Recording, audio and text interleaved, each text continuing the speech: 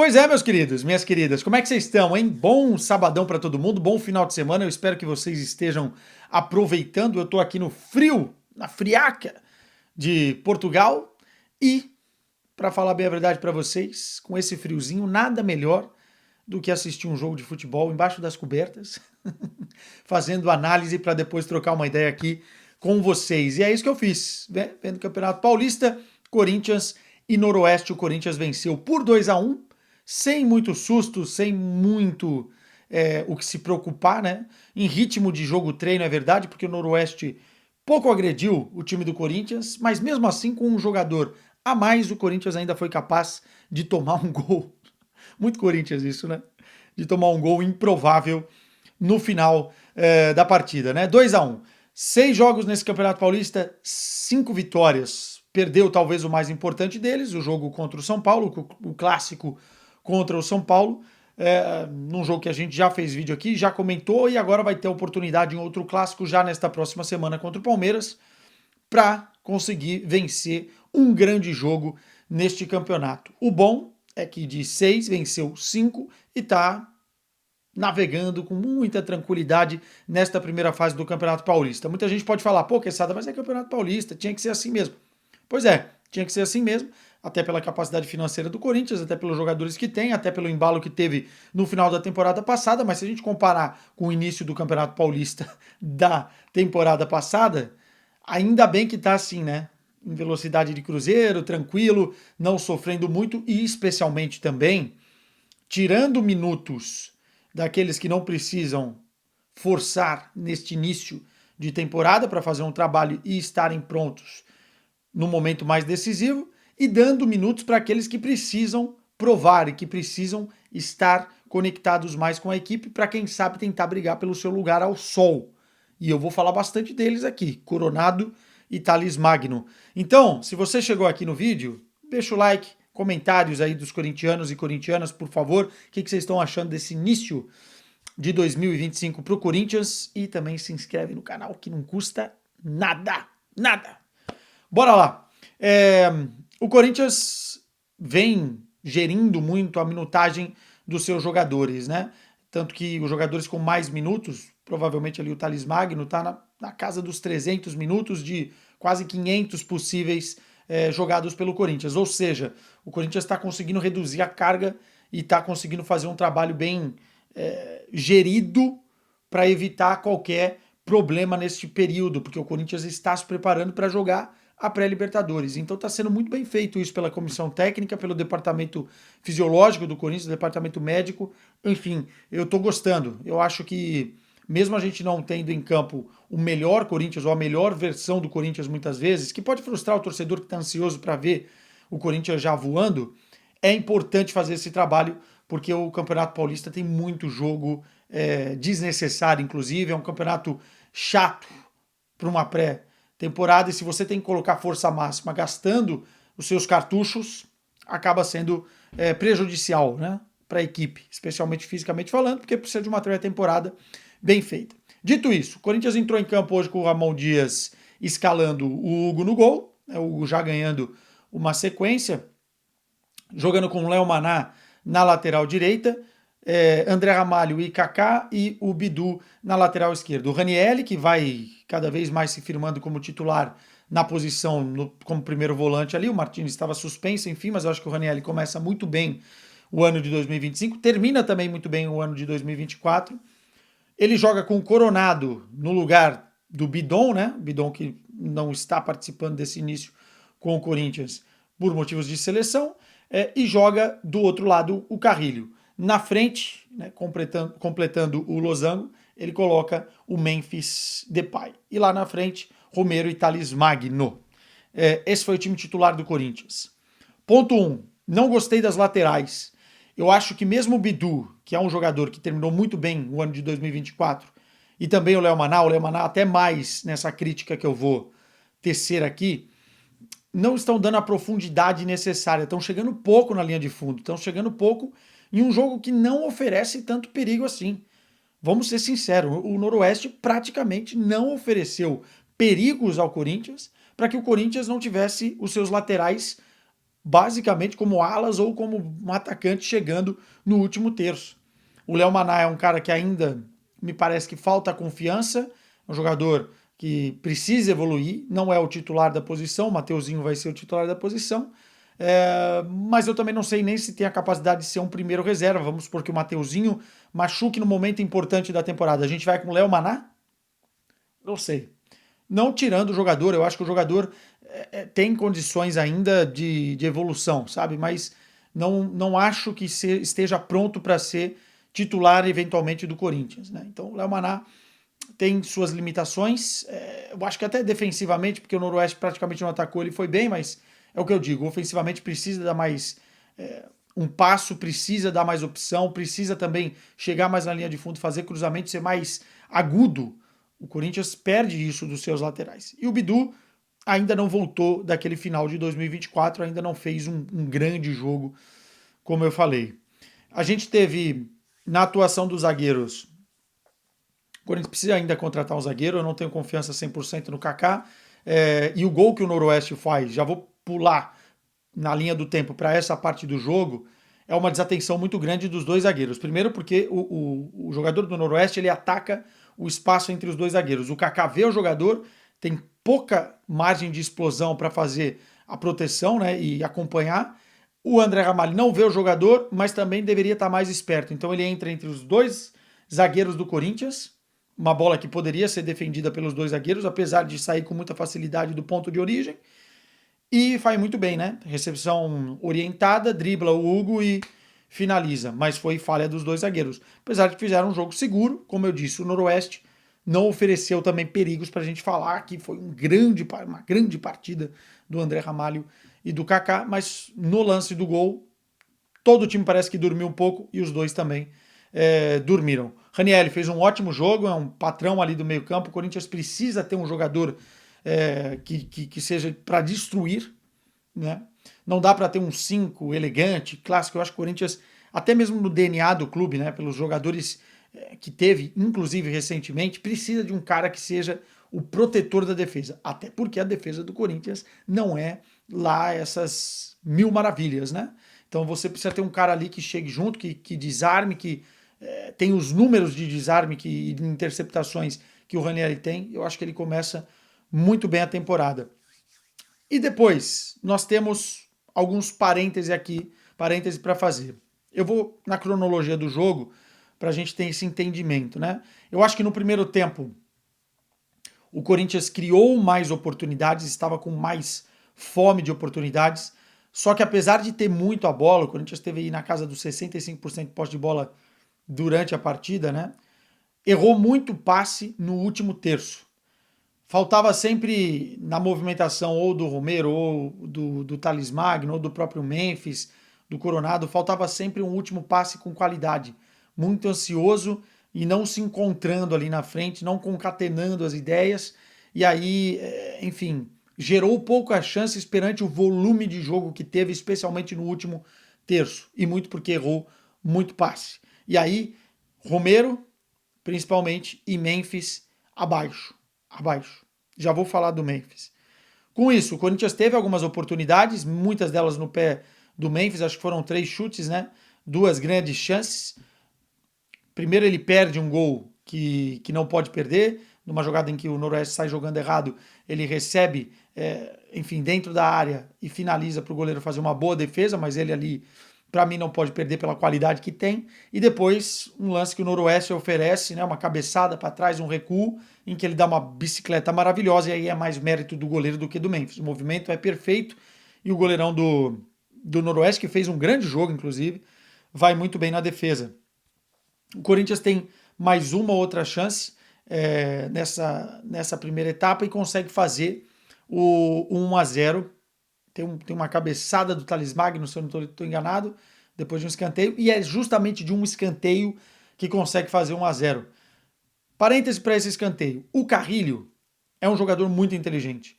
Me parece que o Carrilho não tem ainda o ritmo de jogo adequado para esse início de 2025. Ele some em alguns determinados momentos, especialmente na segunda etapa, pela questão física.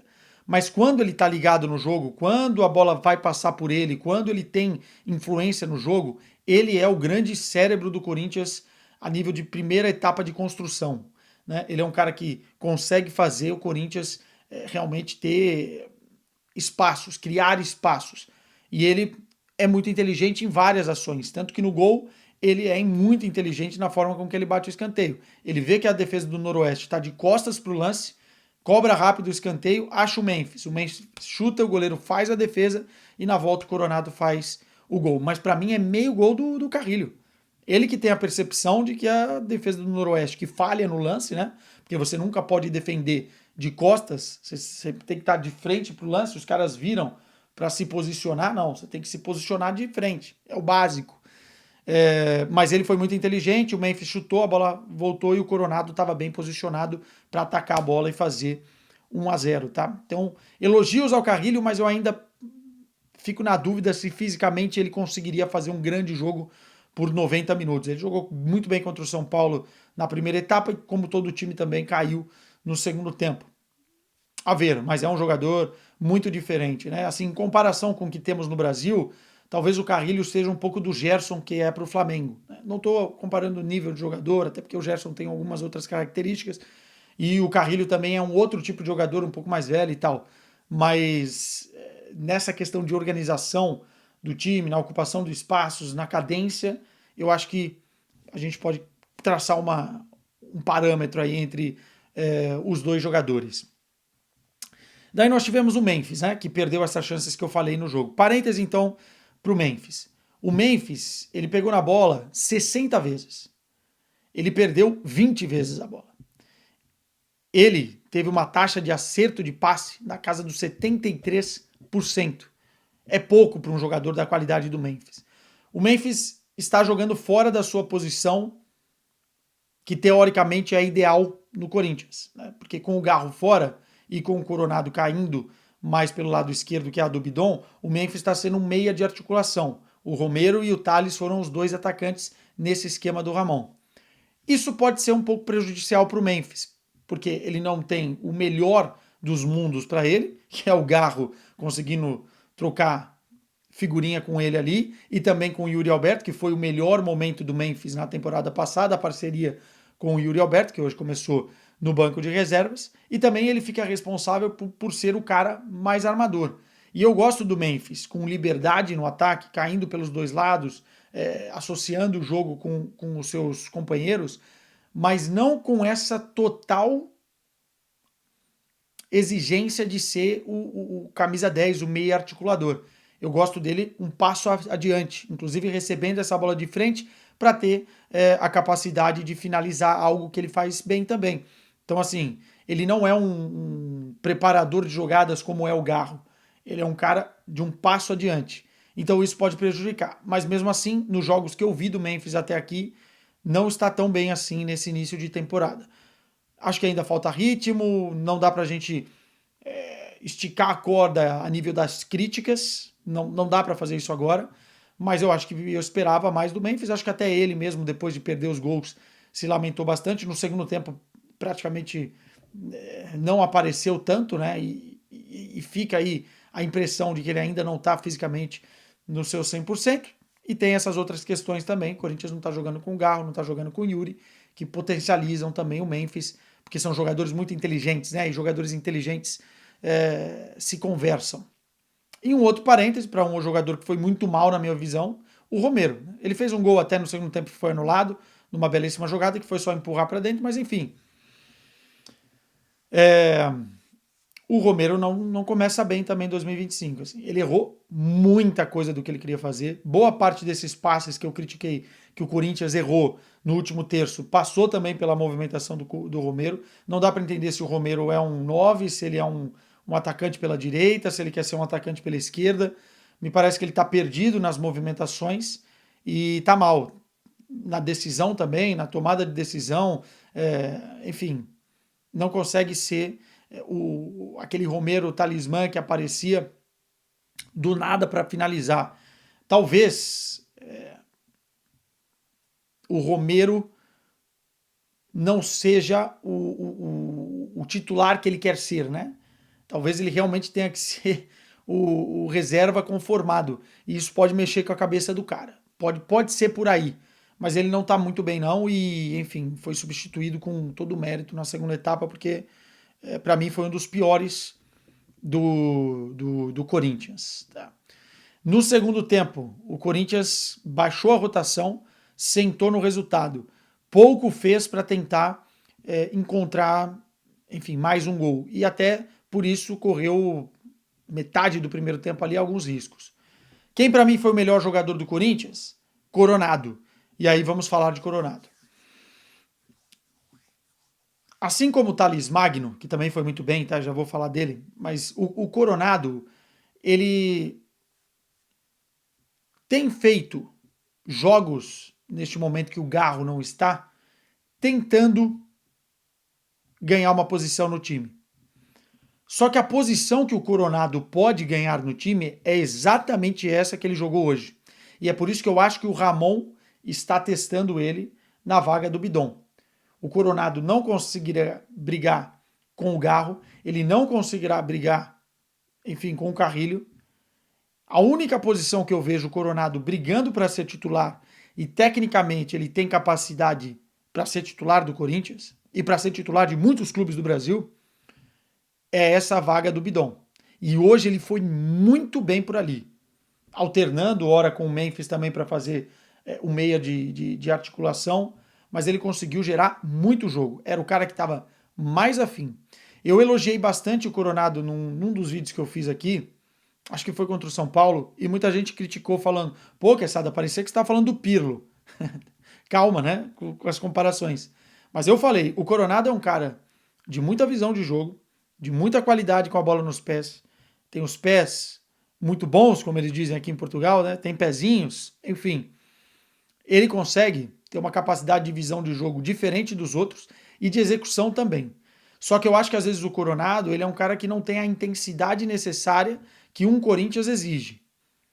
Eu acho que ele precisa ser menos pecho frio, como se diz, né, no futebol sul-americano, e ser mais aguerrido, e participar mais, e chamar mais o jogo. Quanto mais a bola passar nos pés do Coronado, com ele de frente e tendo liberdade, e ele vai ter liberdade, porque no sistema que você tem Garro, Memphis e Yuri, se você também tiver o Coronado, muitas vezes a marcação não vai conseguir dar conta de todo mundo. O Coronado tem a capacidade, se tiver a intensidade, de ser também um cara muito cerebral. Hoje, ele foi importantíssimo. Primeiro, porque fez o gol no primeiro tempo. E segundo, na jogada do segundo gol, depois das mudanças, né? Entrou o Charles, entrou o Yuri, e o Charles entrou muito bem, com muita vontade. Ele acha um passe para o Charles genial. O Charles recebe a bola com toda a tranquilidade do mundo para centrar, e aí vem o Thales Magno e com uma ação muito rápida consegue girar e fazer o 2-0. Para mim, o Coronado hoje foi o melhor em campo do Corinthians, porque realmente a gente consegue ver uma evolução do jogador. Tá querendo vaga no time. Aquela minutagem que eu falei que os jogadores precisam, o Coronado está sabendo aproveitar. Ele está, enfim, ainda encontrando seu espaço, mas hoje me parece que ele fez um grande jogo, o melhor de 2025 com a camisa do Corinthians. Né? Já tinha feito um grande jogo contra o Fortaleza no ano passado, mas esse foi um dos melhores jogos que ele fez com a camisa do Corinthians e na posição que ele realmente pode brigar. E o Thales Magno? O Corinthians arrumou um problema, hein? Com o Thales Magno, hein? O Corinthians arrumou um problema bom. Como é que você vai pagar um jogador que está emprestado 13,5 milhões de dólares, acho que é isso, né? Que o Corinthians precisa pagar para comprá-lo em definitivo, para um reserva? Eu não sei. Mas o Thales Magno está fazendo por onde? O desejo dele ficar no Corinthians, o desejo de ser titular do Corinthians, faz com que o Thales Magno hoje, em 2025, seja o melhor jogador do Corinthians, até aqui.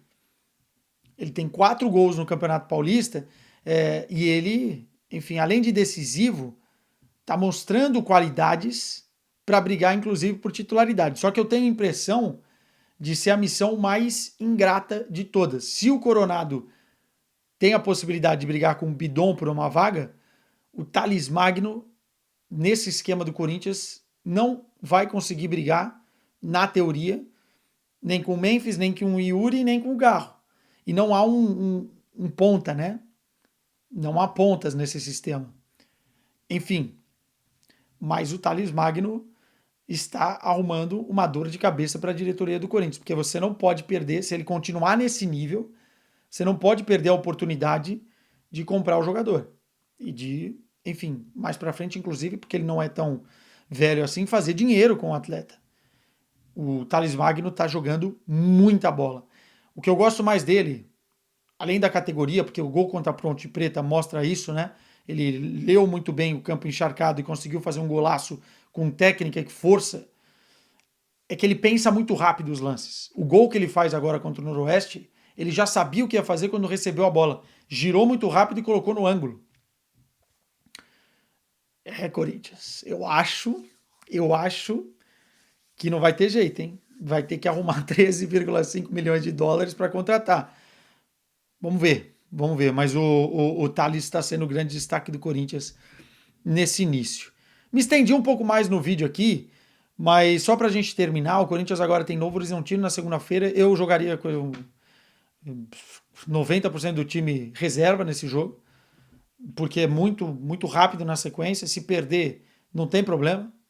E prepara o jogo contra o Palmeiras, porque perder 2 clássicos deixa o ambiente esquisito, entendeu? Prepara o jogo contra o Palmeiras, porque esse é o jogo importante da próxima semana. O Palmeiras não está bem, o Corinthians tem a possibilidade de vencer um clássico, e aí sim, chegar para o mês de fevereiro, que é tão importante, com moral para os playoffs, não, perdão, para a pré-Libertadores. Meus caros, bom restinho de sabadão para vocês.